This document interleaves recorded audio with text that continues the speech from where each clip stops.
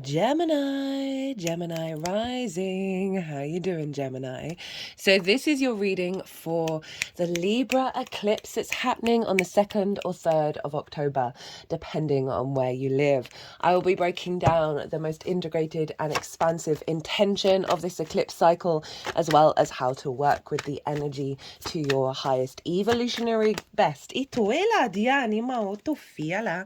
All those cards are wanting to come out quickly for you, my lovely Geminis. Ishali Diana, di folema diani motoela, diala. So I read for the rising signs. So for those of you who don't have Gemini in the first house, look to the house that it does fall in your natal chart. Look to the themes of that house, and you want to apply those themes along with all the other meaning you've got going on in the sign of Gemini to the messages that come through in this reading. It will be as if that Gemini energy, wherever it falls in your natal chart, has now energetically moved to the first house. So the astrology for the rising sign will always link in. You've just got to add on your own natal chart meaning on top of it. Right, so I work with 6-month cycles, so the energies coming through in this reading are going to serve you over the next 6 months until the Libra full moon in Aries season next year. Obviously, this is an eclipse. It marks a big new cycle. This is going to be the last South Node new moon eclipse in Libra for another 18 years. So what's coming through with this cycle is going to be facilitating the new one, as well as closing out the previous one. New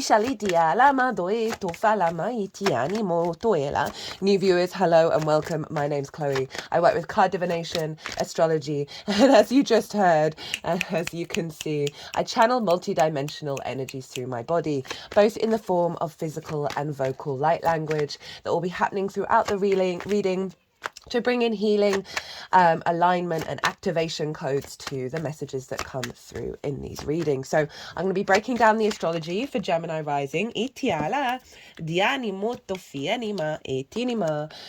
While I'm doing that, I'm going to be shuffling these tarot cards. As I said, there's going to be 2 piles. This pile is the most integrated and expansive intention of this eclipse cycle. And the reason why I tap into this energy is then you can, no matter what situation is going on in the Libra area of your chart, you can, over the next 6 months, you can apply this intention, whether it's a blessing or a challenge, or you're confused and you're not quite sure what's going on. You can come back to the intention, zoom out, get some higher perspective, and really help facilitate your understanding of what on earth is going on with the astrology. Second pile is how to work and amplify that energy. There'll also be 2 oracle cards, which I'll pull when I finish doing the tarot. So Gemini rising, where is this Libra eclipse? This annular eclipse is creating a ring of fire. I've broken down the astrology of this eclipse in way more detail in the collective reading. And so I really tap into that collective higher intention. I also pulled some tarot cards on the symbology and the meaning behind the ring of fire. So if you want a deeper understanding of this eclipse, pause this video, go watch that, because that's acting as the baseline for this in relation to the Gemini energy. I did a collective tarot reading and channeled messages come through in that reading.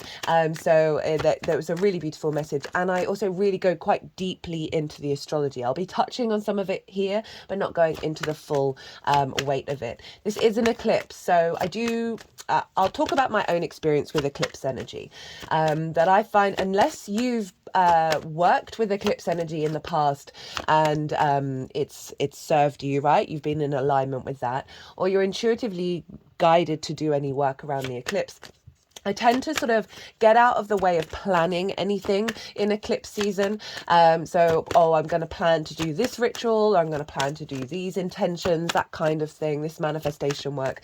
I do recommend, because this is when the sun and the moon are meeting on both the horizontal and the vertical axis. It doesn't happen very often. And it's, as I said, it's to do with 18-year cycles. So our conscious mind not be fully aware of what the universe has the capacity to create for us and co-create with us over the next 18 years. So it's it's kind of better to get out of the way with our conscious planning mind when we're working with eclipse energy. And I find if you just go with what your intuition and your instincts feel right for you around the eclipse, that tends to be the best way of working with it, as well as if you get an offer from the outside world, right? So an invitation to go somewhere, an opportunity, whatever that may be, that's more the eclipse energy than your sort of conscious space. But as always do what's right for you and what you feel guided to do, because we are moving away from being told what to do. We're just here to suggest, and you go with your intuition. So Gemini rising, where is this eclipse happening? It's happening in your 5th house, the house of joy. This is about your creation energy. Everything I'm going to say stems from this. It's about amusement, games, play, pleasure.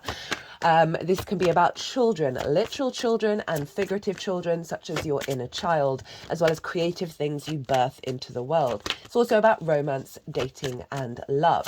So the South Node has been there since July last year, and this can see a restriction and a limitation and a purging around all of these things, right? You may have found yourself that kind of creation energy just hasn't been manifesting outwardly in the way that you would like, because the South Node is a very yin, inner, esoteric experience. It is, as I say, the releasing, the purging, but then adding nuance and depth to what is left. It's a really great time. I think I mentioned it in the Gemini reading for the overall collective sort of theme of the nodes being in these signs, right? When the nodes first moved, is that South Node in the 5th is a great time to get involved with kind of like sacred sexuality, sacred creation, Kundalini energy, and really sort of recalibrate that creation energy, because so long, understandably, we prioritize the pleasure in terms of the romance and the intimacy with another person, when actually we can find pleasure and creativity in almost every area. In fact, all of the areas of our lives. So the South Node being in the 5th is really a refinement of that creation energy and that pleasure principle. And now we've got a new moon here. As I said, you may have just felt it's all been a bit restricted, but you've been going on an inner journey with it in order to, when the node leaves, really amplify your depth and your meaning when it comes to your creation energy. So this is a new moon, so it does mark new cycles. And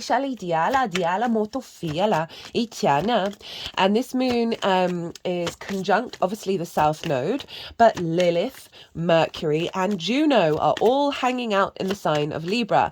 Now, this is a really powerful combination. Lilith, for me, is all about respect, honor and dignity when it comes to relationships, right? There's a level of equality there.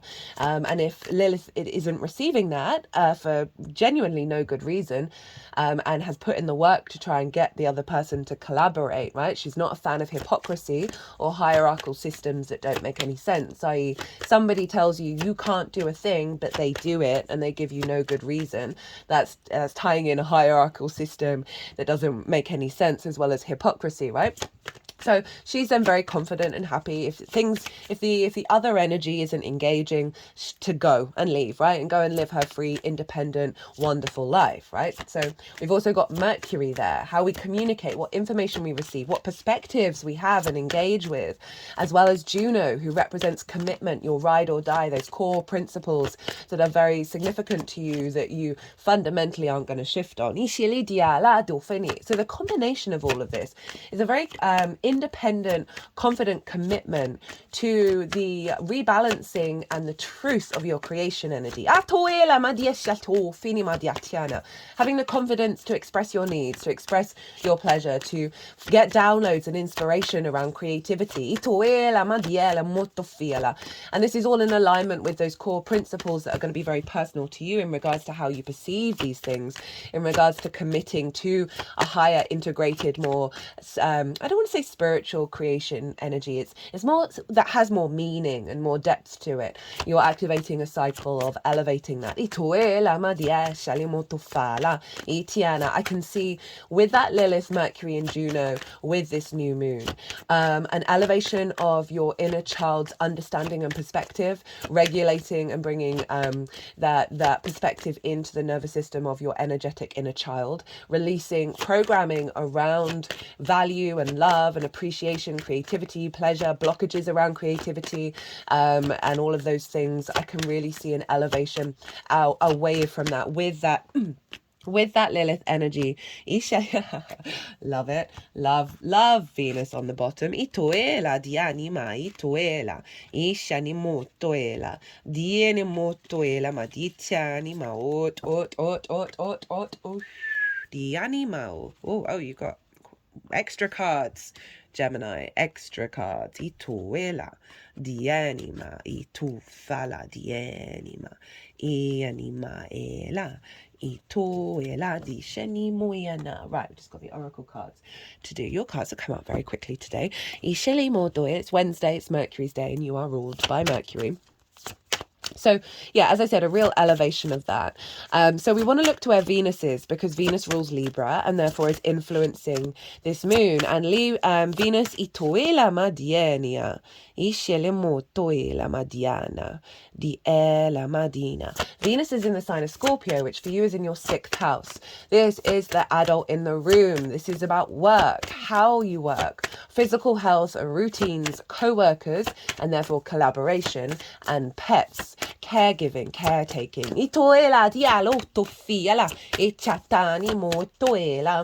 And so Venus, I love Venus in Scorpio, big fan, I break that down in the collective reading. But essentially the focus is going to be on the elevation of your creation energy that serves the mature adult in the room. That means that it works for you, right? The 5th house can have a lot of addiction there for various reasons. It's where the inner child is. And so often that's the cause of addiction comes from our childhood. Over prioritizing play and amusement in a way that means it neglects you looking after yourself, right? Venus is making sure you're not doing that anymore. You're getting a new cycle come in where it's going to relieve a lot of trauma responses and perhaps limiting beliefs around the your sacredness, and that you deserve nourishment. You deserve to be the adult in the room for yourself and take care of yourself, and therefore have more energy to work with your creation energy. That's going to be really powerful. And this is also can see your capacity of bringing creativity into the way that you work as well. I can see perhaps a creative project at work come up with this, where you're really going to have a dedication to that energy. Oh, you're getting lots of extra cards. 2 of those oracle cards. Let's do the final deck. Now, Venus is making a grand water trine with Mars over in Cancer and Saturn up in Pisces. So, Gemini, you have all your work houses being activated in this beautiful grand water trine that's then influencing your creativity, your pleasure, your joy. Mars is over in your 2nd house of your skills and your tools, your resources, right? How you value yourself. Saturn is up in your 10th house of life purpose and career. Life purpose doesn't have to be career, it can just facilitate it, about visibility and reputation. So there's something around here of really cultivating this creation, because all of this is then feeding into the 5th house by the energy that's being transferred to Venus. Also, the moon is ruling Mars, so the moon is governing the Mars's intention, and this is activating a higher level of creation energy around how you value yourself, right? So often we can have distorted ideas around pleasure because perhaps we have distorted love languages that we learned from our parental figures that then we've recreated in any kind of relationship, right? It doesn't just have to be romantic. That may have knocked your value and how you value yourself. Stimulating layers of neglect. And all of this is in alignment with the healing of the water in our body that's allowing new perspectives to come in. That's one of the core themes that came in with the collective tarot and the astrology.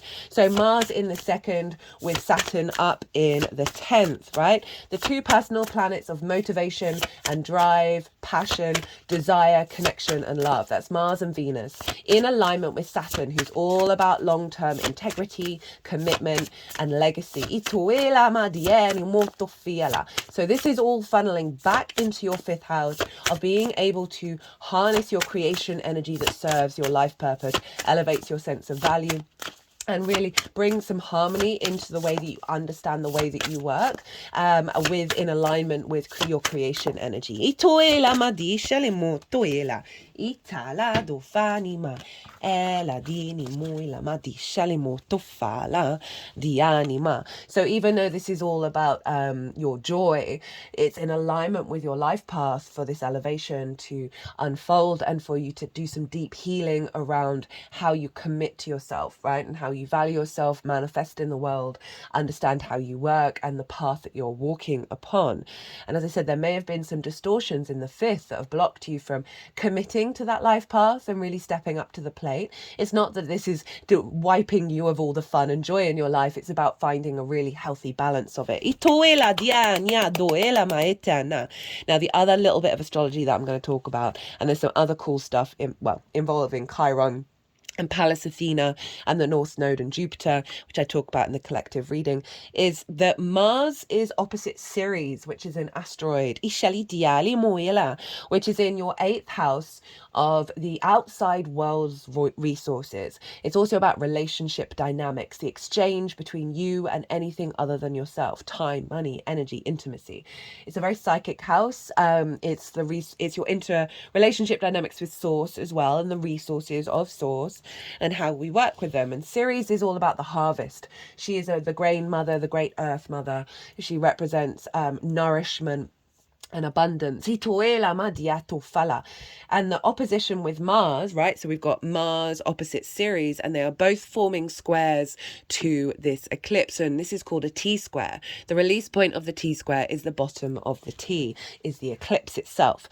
So Mars is really facilitating Mars and Ceres in these two houses. I can see a frequency around your motivations and instincts to take action that have been blocked by relationship dynamics that do not serve you.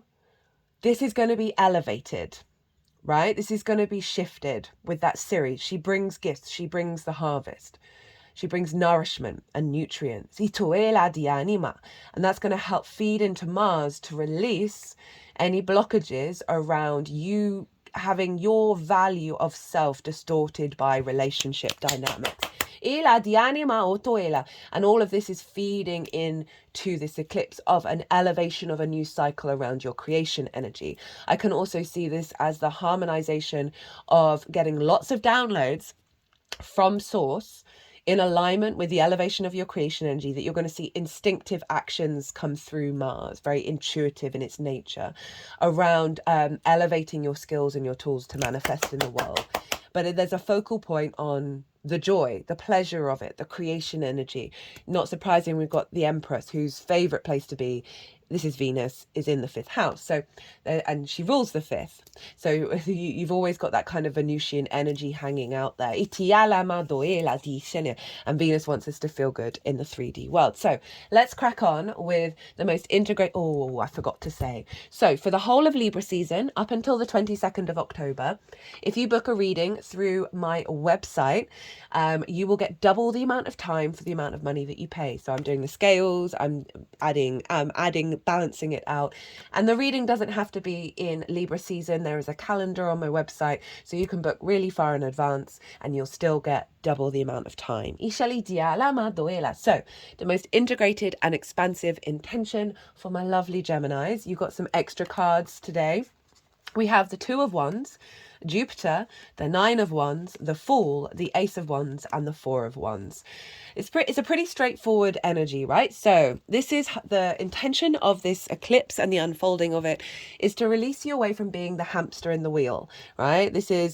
That's the way that I see this card. This is the juggling act. This is the survival mode, right? Of not being able to think beyond that into terms of creativity and joy. This figure is like, I've got to keep juggling. I've got to keep going in order to get enough money money to pay for my dinner, that kind of energy. And there's a sense of the juggling act of the sort of the more pleasure trauma like addiction side of it, right? And that's going to be in various scales for all of you. We're all addicts, by the way. If you've got a phone, and that's the dopamine dum dum dum dum dum over and over and over again, and the sort of the desire to elevate, right? So it's like trying to do both of these things at once and feeling that sometimes one side gets a bit more energy, and that can often be the trauma responses. This is you treading water with relationships, right? With your creation energy, where it's never quite getting it's never going into co-creation, right? The next card with this is the Three of Pentacles, which is working with other people. So there's a sense of you doing all the work as well in that kind of area, itiala, but it's never quite getting into a flow state and ease. And then you've got the Wheel of Fortune. So this is letting you know, this is highlighting this energy within you. It's all going to be very specific. Again, this could be linked into the work side of it with all of this water energy showing up around not quite getting, as that being in that survival mode rather than getting that creation energy into your work, into your life path. That there isn't the time, there isn't the energy, there isn't the space to really do that. And then we have the Wheel of Fortune, and this is acknowledging that this is changing, right? That this unfolding of this eclipse is bringing about an awareness that the wheel is turning upright. This is Jupiter's card, and Jupiter is in your sign, Gemini, right? It's going to move out of Gemini next year. If you haven't caught my Jupiter in Gemini transit, I thoroughly recommend it, because it's not going to be in your sign for another 12 years. And the more that you tap into and amplify that very beautiful energy, the stronger resonance you're going to get. But regardless, this is in your first house of self. So there's something shifting within yourself. This moon is trining your energy. There's free flowing energy. You're going to get a lot of inspiration, a lot of wisdom, and a deeper understanding that you're going to be able to put into practice by just having an embodiment of realizing, oh no, things are in my favor. Ila, diali, moila, moila, moila. We then have the Nine of Wands in reverse. So the Nine of Wands is, there's an element of always being on the defensive, probably for very good reason with the Nine of Wands. This figure is still standing, they're exhausted, they're burnt out, you're not giving up, but there's this element of just the frustration around your confidence being yourself without finding reason to go into defense mode. Right? It can be really difficult for us to get out of that, especially perhaps when it comes to your creation energy, your joy, your pleasure. There's just been, it's always kind of perhaps felt like a bit of a battle, a bit of a war, where those dynamics have caused you to feel exhausted, right? Rather than energized. And this is in reverse. So this is shifting and this is changing.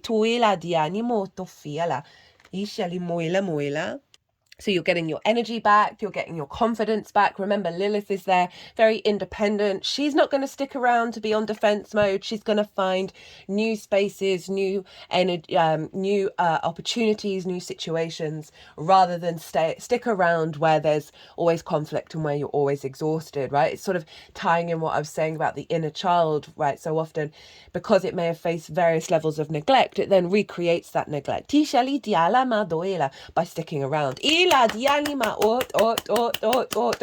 had the phrase like banging your head against a wall, right? This figure does have a bandage around their head of just being in a bit of a cycle that is kind of relentless because of such a deep wound. And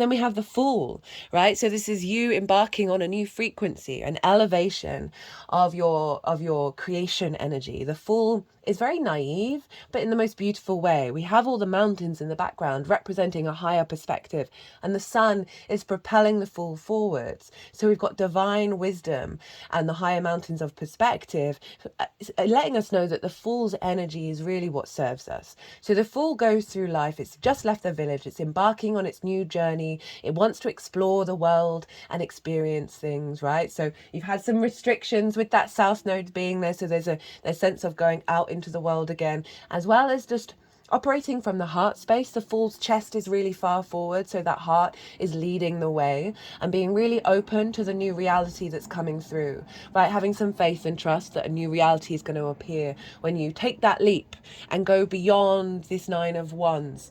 And overall, it really is saying a refreshed energy around all of those themes of the fifth house is coming in and giving you a lightness of being rather than this exhaustion, to be able to apply all of that to your over what's the word I'm trying to say, the overall life path. Ituela Madiana, because then we have the Ace of Wands and the Four of Wands. So we've got lots of wands here, fire energy, instincts. Obviously, the North Node is opposite this energy of your hopes and your dreams. So there's a releasing of blockages around hopes and dreams. The whole Aries energy is very much tied into this, even though it's a moon in Libra. Again, talk about that in the collective reading. But this is a reignition of hopes and dreams and reaping the benefits from your 10th house. So rather than perhaps putting in a lot of work and not necessarily seeing things manifest, this is getting you into an alignment with the themes of the 11th. But if we just think about creation energy, this is very virile, very passionate, reigniting with that fire. Again, it's similar to the Fool. It is a renewal of your energy, of your instincts, that are no longer sort of locked into this and this in the upright. Yeah, because things are going to start to change, you're going to feel it. This is going to very naturally fall away because you're realizing it's not part of your paradigm anymore, and you're bringing this energy in of lots of passion, lots of drive, lots of motivation around your creation energy, and also the Four of Wands. So it's saying, for some of you, this is a milestone card for celebrations, and it could be a leveling up of your connection with your Kundalini creation energy, with the romantic relationships you have, an upgrade in your relationships around children as well. Now, this might be for all of you, but South Node in the 5th can be, if you've been wanting to have a child, it can put blocks on that, right, until it leaves. It's just part of the astrology. That might not be relevant for all of you because everyone's chart's different and everyone's got different timing and activations going on in their lives. But overall, there's a sense of elevation and things to celebrate. Lots of things to celebrate when it comes, bringing more joy, bringing more passion into your life. This I link into the harvest as well.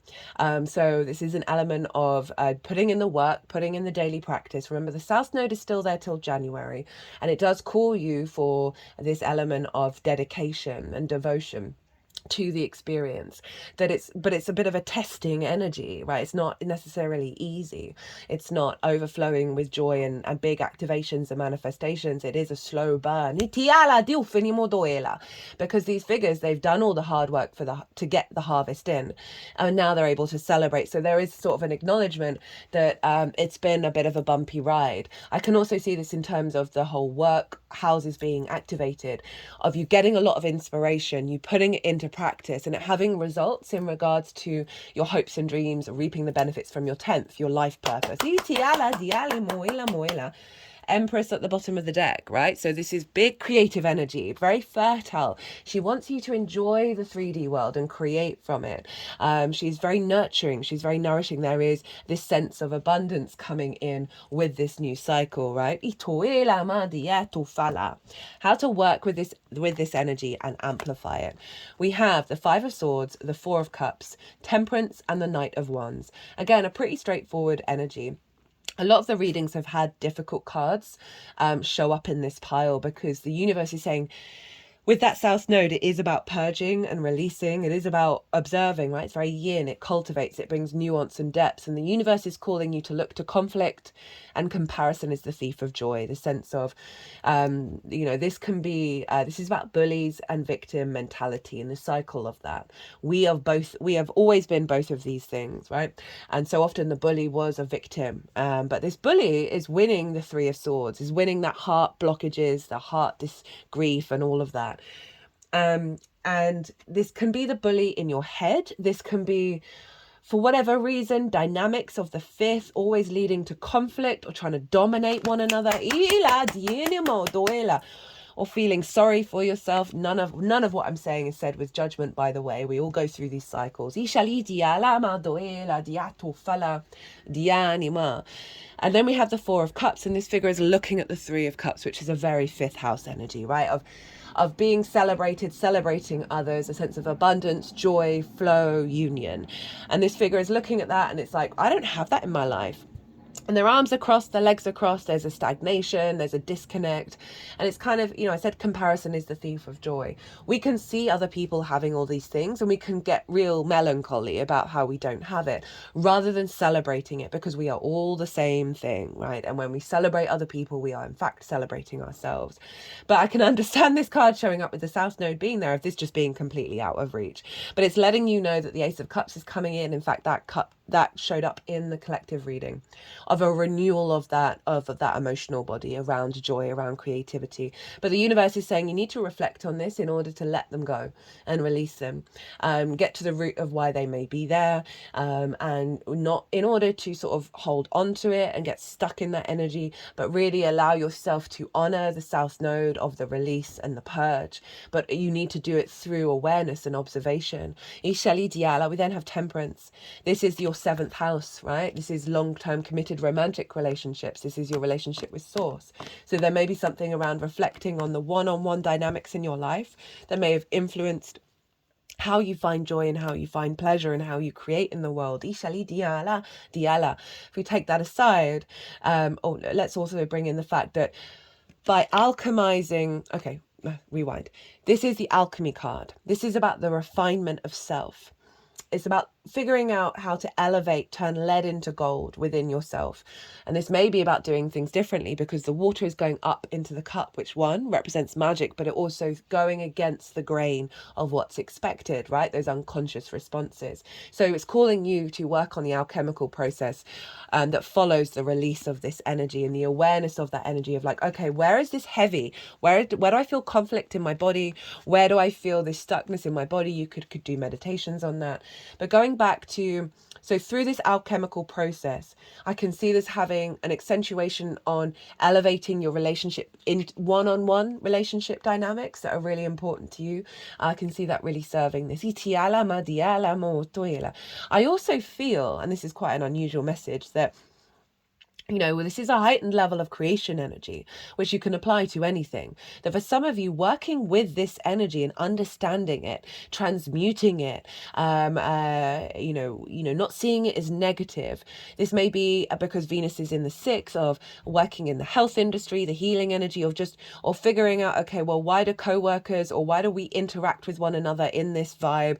And through your deeper understanding of it, you can then apply it to your work and your job, as well as getting perhaps some very creative inspiration through the drama of it all that is going to be part of the next elevation of how you apply that to your creation energy. Because we're not here to name and shame these cards, right? They have their own power, they have their own resonance. It then comes with the Knight of Wands, so more fire energy, and this is knights embody their suit, right? So embody that transformation, that instinct, that passion, that drive, that courage, that motivation. And it's saying through this is then calling you to put these things, this alchemical process, into practice. Follow what your instincts are telling you, having gone through this lineage of cards, and see what happens. Because I feel like that following that instinct through your actions is going to let you know and bring in situations that are part of the new paradigm.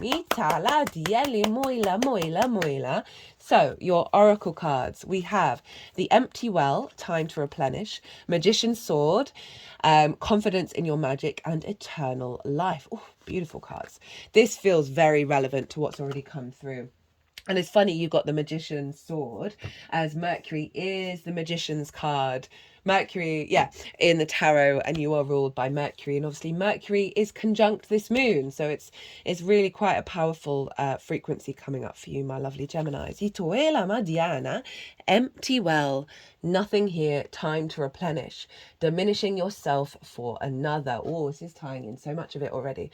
The empty well reveals that there is nothing here for you. The well is dry, the desert is encroaching on your once fertile garden. It's time to face this harsh reality and move on. Give gratitude and thanks for the abundance you have experienced, and let spirit guide you to your next destination. This is summing up that whole pile. And this might mean saying goodbye to someone or something, or insisting on changing the rules of the game. Stop diminishing yourself for the sake of another. Making yourself small will not produce the results you want. There is a lack of reciprocity, of give and take. That series up in your eighth, right? The empty well tells you that it's time to reclaim what is yours. And again, Mars in the second. I know this isn't a water sign, but Mars can very much be linked into the night. So of the actions that we take that are intuitively in alignment with the next level of nourishment and co-creation and reciprocity in your relationship, one with your creativity, pleasure, but also the dynamics in your life, right? How you have fun, romance, dating, all of that. Itoela, children, itoela madiala. Stop diminishing yourself for the sake of another. Making yourself small will not produce the results you want. There's a lack of reciprocity, of give and take. The empty well tells you that it's time to reclaim what is yours and return what does not belong to you. The shadows cast in your direction are not of your making. You need not to react or respond to them, as they are not real. I feel like that's this Nine of Swords activate, a Nine of Wands activation in reverse. Isha, the awareness of the phantoms that you feel like you've got to be on the defensive with are falling away. Itiala diali modoela. These shadows are projections that you are confusing for reality. You may have been offered a shovel to help yourself dig out of an uncomfortable situation, a bucket to drink from the well, but you cannot dig yourself out of this hole. And remember that there is no water to be found in that well. Receive the empty well as a gift. Do not exert your energy and waste your resources by repairing the walls or mending the rope.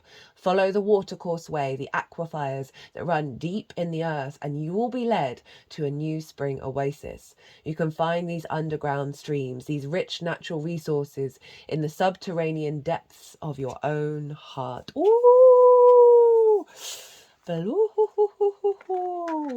I think that's acknowledging where you're at. This is not... this is you getting out of that well, right? And that really does link into absolutely I love it when that happens. It just sort of doubly confirms the resonance of the message, and helps me realize I'm not completely mad. I mean, I am mad, but not delusional. Magician's sword. Confidence in your magic. Nothing can stop you. The beauty you seek. When the magician's sword appears, you are called to cut the cords that bind you to old thought forms and beliefs, or to friends who are not true. With the power of the magician's sword, nothing can stop you, hurt you, or turn you away from the beauty you seek, or the goal you desire with all your heart. The sword is a tool, not a weapon, so make sure you wield it wisely and for the greater good. Find the stuck places where you are kept tethered to a toxic person. South Node is all about purging toxins. That's beautiful. A particular location or a faulty thought or belief, and let the blade do its magic. You have a large endowment of magic available to you when you believe in miracles. But don't look to the heavens to grant you a wish. Look within. Use the magician's sword to cut through limiting beliefs, and remember that all beliefs are limiting, and focus your intention in order to create what you wish. You have all the tools you need for the task at hand. You need only muster the wherewithal to deploy the resources you have. When the magician's sword appears, it is time to get moving. This is not a tool for contemplation, for gazing at the finely polished edge. It's an instrument calling for decisive action. And remember, the sword is alive, with a wisdom you can summon to help you find the best course of action. Do not hesitate. Act. So I